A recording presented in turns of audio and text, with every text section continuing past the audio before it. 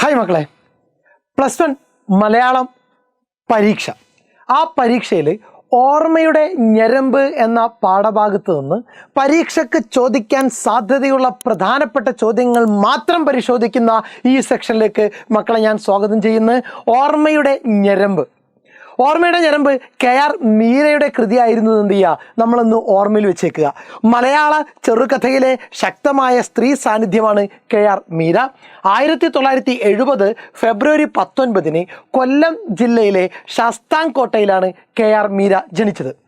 ഓർമ്മയുടെ ഞരമ്പ്, മോഹമഞ്ഞ, Ave Maria, guillotine എന്നീ കഥാസമാഹാരങ്ങളും നേത്രോന്മീലനം, ആ മരത്തെയും മറന്നു ഞാൻ, യൂദാസിൻ്റെ സുവിശേഷം, മീരാ സാധു, ആരാച്ചാർ എന്നീ നോവലുകളും പ്രസിദ്ധീകരിച്ചിട്ടുണ്ട്. 2009 ചെറുകഥക്കുള്ള കേരള സാഹിത്യ അക്കാദമി പുരസ്കാരവും ആർക്ക് ലഭിച്ചിട്ടുണ്ട്?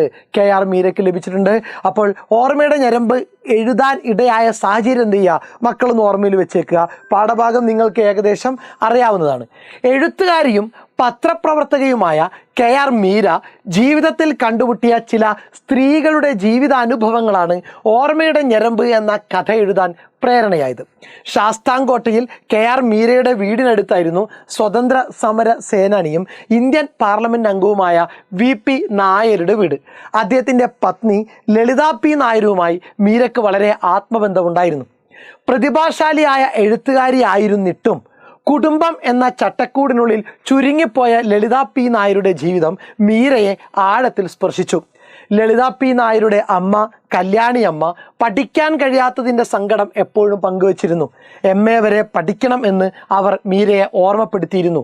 ആ അമ്മയും കുടുംബത്തിനുള്ളിൽ ചുരുങ്ങിപ്പോയ പെൺജീവിതത്തിൻ്റെ അടയാളമായി മീരയുടെ മനസ്സിൽ പതിഞ്ഞു കിടന്നു.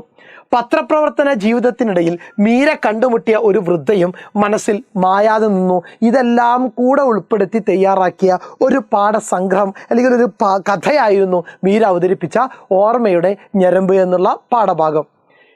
പ്രതിഭാശാലി എന്ന് വള്ളത്തോൾ അഭിനന്ദിച്ച ആ അമ്മ പിന്നീട് ഒന്നുമാകാതെ ആരുമറിയാതെ പോയതും പെൺജീവിതത്തിൻ്റെ ചങ്ങലക്കെട്ടുകളിൽ പെട്ടുപോയിട്ടാണ്. തനിക്കുൾപ്പെടെ ഏതു പെണ്ണിനും ബന്ധനമാകുന്ന ഇത്തരം ജീവിത സാഹചര്യങ്ങളെക്കുറിച്ചുള്ള തിരിച്ചറിവാണ് ഓർമ്മയുടെ ഞരമ്പ് എന്ന കഥയുടെ രചനയിലേക്ക് നയിച്ചത്. നോക്കുക, പരീക്ഷയ്ക്ക് വരാൻ സാധ്യതയുള്ള ചോദ്യങ്ങൾ. അർഹിക്കുന്ന ആദരവ് കിട്ടാത്ത യജമാനൻ്റെ ഈർഷ്യയോടെ ശ്രീജിത്ത് ചോദിച്ചു, എന്താ നോക്കുന്നത്? ഈ വാക്യത്തിന് ഓർമ്മയുടെ ഞരമ്പ് എന്ന കഥയിലുള്ള പ്രാധാന്യം എന്താണ്? അർഹിക്കുന്ന ആദരവ് കിട്ടാത്ത യജമാനൻ്റെ ഈർഷ്യയോടെ ശ്രീജിത്ത് ചോദിച്ചു, എന്താ നോക്കുന്നത്? ഈ വാക്യത്തിന് ഓർമ്മയുടെ ഞരമ്പ് എന്ന കഥയിലുള്ള പ്രാധാന്യം എന്ത്? യാഥാസ്ഥിതിക കുടുംബ വ്യവസ്ഥയിൽ ഭാര്യ ഭർത്തൃബന്ധം ഉടമ അടിമ ബന്ധമായി മാറുന്നു എന്ന സൂചനയാണ് ഈ വാക്യം നൽകുന്നത്. വൃദ്ധയുമായുള്ള കൂടിക്കാഴ്ച പെൺകുട്ടിയിലുണ്ടാക്കിയ ആത്മബോധം ചെറുതല്ല. വൃദ്ധയുടെ ജീവിതത്തിൻ്റെ ആവർത്തനമാണ് തൻ്റെ ജീവിതവും എന്ന തിരിച്ചറിവോടെ മുറിയിൽ തിരിച്ചെത്തിയ പെൺകുട്ടി നിലക്കണ്ണാടിക്ക് മുന്നിൽ നിന്ന് ഓർമ്മയുടെ ഞരമ്പ് തിരയുന്നു. യാഥാസ്ഥിതിക കുടുംബ വ്യവസ്ഥയിൽ ഓർക്കുന്ന പോയിന്റ് ഇതാണ്, ഭാര്യ ഭർത്തൃബന്ധം ഉടമ അടിമ ബന്ധമായി മാറുന്നു. ഭാര്യ ഭർത്തൃബന്ധം ഉടമ അടിമ ബന്ധമായി മാറുന്നു എന്ന സൂചനയാണ് ഈ വാക്യം നൽകുന്നത്. വൃദ്ധയുമായുള്ള കൂടിക്കാഴ്ച പെൺകുട്ടിയിലുണ്ടാക്കിയ ആത്മബോധം ചെറുതല്ല. വൃദ്ധയുടെ ജീവിതത്തിൻ്റെ ആവർത്തനമാണ് തൻ്റെ ജീവിതവും എന്ന തിരിച്ചറിവോടെ മുറിയിൽ തിരിച്ചെത്തിയ പെൺകുട്ടി നിലക്കണ്ണാടിക്ക് മുന്നിൽ നിന്ന് ഓർമ്മയുടെ ഞരമ്പ് തിരയുന്നു. യഥാർത്ഥത്തിൽ അവൾ തന്നെയാണ്, തൻ്റെ അസ്തിത്വമാണ് തിരയുന്നത്. വീട്ടിലേക്ക് മടങ്ങിയെത്തുന്ന ശ്രീജിത്തിന് പതിവായി കിട്ടുന്ന പരിഗണനയും ആദരവും കിട്ടാതെ വരുമ്പോൾ അയാളിൽ ഉണരുന്ന ആണഹന്തയും ഉടമസ്ഥതാഭാവവുമാണ് ഈ കഥാസന്ദർഭത്തിൽ സൂചിപ്പിക്കുന്നത്. എന്ത് ചോദ്യത്തിൽ എന്താ നോക്കുന്നത്?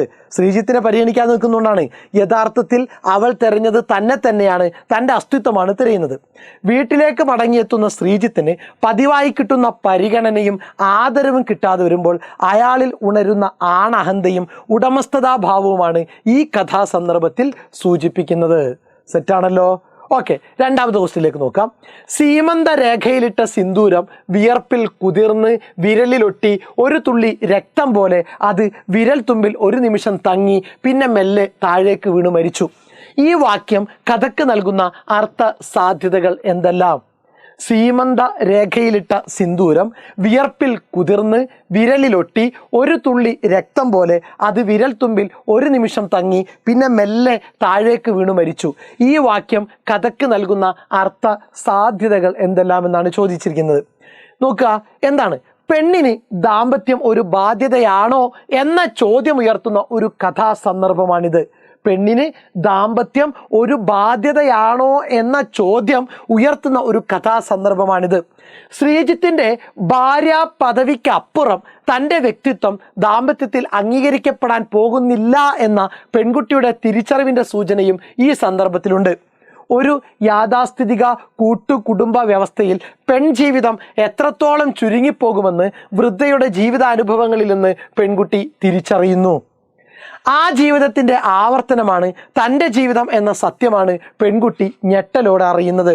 ദാമ്പത്യത്തിൻ്റെ അടയാളമായ സീമന്തരേഖയിലെ സിന്ദൂരവും കുടുംബത്തിൽ വിലമതിക്കപ്പെടാതെ പോകുന്ന പെണ്ണിൻ്റെ അധ്വാനത്തിൻ്റെ അടയാളമായ വിയർപ്പും ഒന്നു ചേർന്നാണ് രക്തമായി നിലത്ത് വീണ് മരിക്കുന്നത്.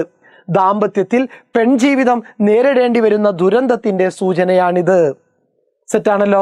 ആ ജീവിതത്തിൻ്റെ ആവർത്തനമാണ് തൻ്റെ ജീവിതം എന്ന സത്യമാണ് പെൺകുട്ടി ഞെട്ടലോടെ അറിയുന്നത്. ആരുടെ?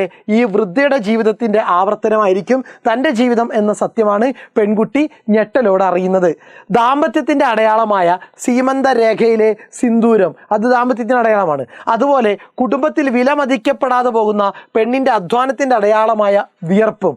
എത്ര ജോലി ചെയ്ത് കഴിഞ്ഞാലും അവൾ ഒന്നും ചെയ്തില്ല എന്ന് പരിഗണിക്കപ്പെടുന്ന ഒരു സമൂഹത്തിലേക്കാണ് എത്തിപ്പെടാൻ പോകുന്നത്. അതിനെയാണ് ഇവിടെ സൂചിപ്പിക്കുന്നത്. വിയർപ്പും ഒന്നു ചേർന്ന് രക്തമായി നിലത്ത് വീണ് മരിക്കുന്നത് ദാമ്പത്യത്തിൽ പെൺജീവിതം നേരിടേണ്ടി വരുന്ന ദുരന്തത്തിൻ്റെ സൂചനയാണിത്. ഓക്കെ, ഓർമ്മയുടെ ഞരമ്പ് എന്ന കഥയിലെ വൃദ്ധയോട് പെൺകുട്ടിയുടെ സമീപനത്തിൽ വന്ന മാറ്റം വിശദമാക്കുക. ആദ്യം കാണുന്ന സമയത്ത് ഓർമ്മയിലെ ഞരമ്പ് എന്ന പാഠഭാഗത്തിൽ ആ പെൺകുട്ടിക്ക് വൃദ്ധയോട് തികച്ചും പുച്ഛമായിരുന്നു. ആ പുച്ഛമായ അവസ്ഥയിൽ നിന്ന് പിന്നീട് എന്ത് ചെയ്യുന്നുണ്ട്? മാറി വരുന്നുണ്ട്. അതെങ്ങനെയെന്നുള്ള മാറ്റം വിശദമാക്കാനുള്ള ചോദ്യമാണ്. കെ.ആർ. മീരയുടെ ഓർമ്മയുടെ ഞരമ്പ് എന്ന കഥയിലെ വൃദ്ധയെ കാണാൻ അവരുടെ ചെറുമകനായ ശ്രീജിത്തിൻ്റെ ഭാര്യ വരുന്നത് വെറും ഔപചാരികതയുടെയും കടമയുടെയും പേരിലാണ്. വെറും ഔപചാരികത, ചെന്ന് കാണണമല്ലോ എന്ന് കരുതി മാത്രമാണ് എന്ത് ചെയ്യുന്നത്? അവർ കടന്നു വരുന്നത് വെറും ഔപചാരികതയുടെയും കടമയുടെയും പേരിലാണ്. വൃദ്ധയോട് പെൺകുട്ടിക്ക് ഒരു മതിപ്പുമില്ലായിരുന്നു. അവരുടെ വപ്പുപല്ല് സെറ്റ് ഇളകുന്നതും നരച്ച മുടിക്കിടയിൽ കാണുന്ന കറുത്ത മുടിയും അവൾ പറയുന്ന പഴംപുരാണവും പെൺകുട്ടിയിൽ ഈർഷ്യ ഉണ്ടാക്കുന്നു. ഓർത്തു നോക്കുക, ആദ്യത്തെ കാഴ്ചപ്പാട് എന്തായിരുന്നു? വൃദ്ധയോട് പെൺകുട്ടിക്ക് ഒരു മതിപ്പും ഇല്ലായിരുന്നു. അവരുടെ വെപ്പുപല്ല് സെറ്റ് ഇളകുന്നതും നരച്ച മുടിക്കിടയിൽ കാണുന്ന കറുത്ത മുടിയും അവർ പറയുന്ന പഴംപുരാണവും പെൺകുട്ടിയിൽ ഈർഷ്യ ഉണ്ടാക്കുന്നു. അവൾ മടുപ്പോടെ പുറത്തേക്ക് നോക്കി നിൽക്കുകയും ഷാളിൻ്റെ തുമ്പ് വിരലിൽ ചുറ്റി അഴിക്കുകയും ചെയ്യുന്നു. തൻ്റെ ആ ഒരു താല്പര്യമില്ലായ്മ എന്ത് ചെയ്യുന്നുണ്ട്? ആ പെൺകുട്ടി അവിടെ പ്രകടമാക്കുന്നുണ്ട്. സെറ്റാണോ? കെ.ആർ. മീരയുടെ ഓർമ്മയുടെ ഞരമ്പ് എന്ന കഥയിലെ വൃദ്ധയെ കാണാൻ അവരുടെ ചെറുമകനായ ശ്രീജിത്തിൻ്റെ ഭാര്യ വരുന്നത് വെറും ഔപചാരികതയുടെയും കടമയുടെയും പേരിലാണ്. വൃദ്ധയോട് പെൺകുട്ടിക്ക് ഒരു മതിപ്പുമില്ലായിരുന്നു.